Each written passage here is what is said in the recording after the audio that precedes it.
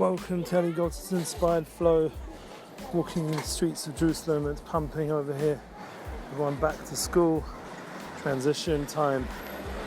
And we're transitioning to do a 2.5-week tour in North America. Muna is our future tour. You can Google or whatever, see it on the around and around on different pages. The opportunity right now to really organize it, make sure it's as best as it can be. And that's a big part of today's flow, of learning that we just have to try, we have to do our best. We're on a journey, and I'm not going to get into my personal stories, what I was doing this morning, but there was a lesson that's worth sharing in terms of the process of finding oneself and finding one's place of development and growth, and going on the journey to seek that out and not to hold back from the general overall course that's needed. So every one of us has to try and really do that. So I'm going to work on it in a real way.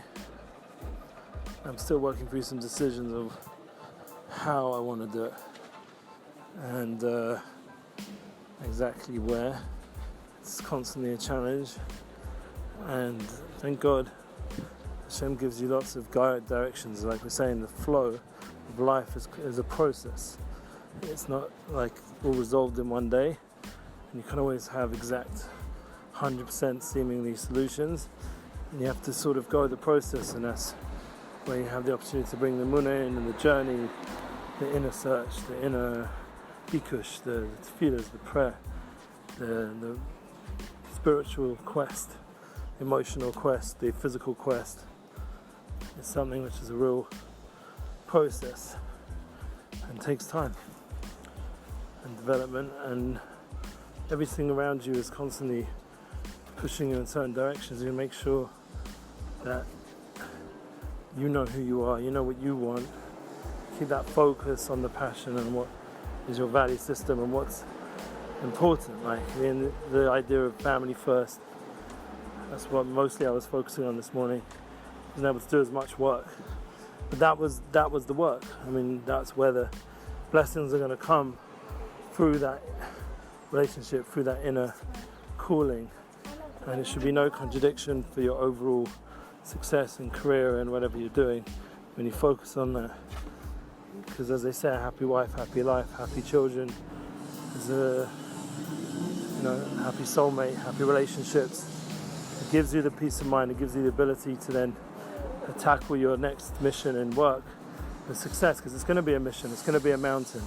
That was a big point I focused on over Sukkot. There's the idea of this mountain, the Harem mountains are connected to the idea of righteous people. I was just watching a film, Bucket List, and they end off there on the Harem and it's somewhere majestic. That was the climax. So if you analyze the work of Tzaddikim, of righteous people, you see that is a tremendous struggle upwards that we all need to find and do.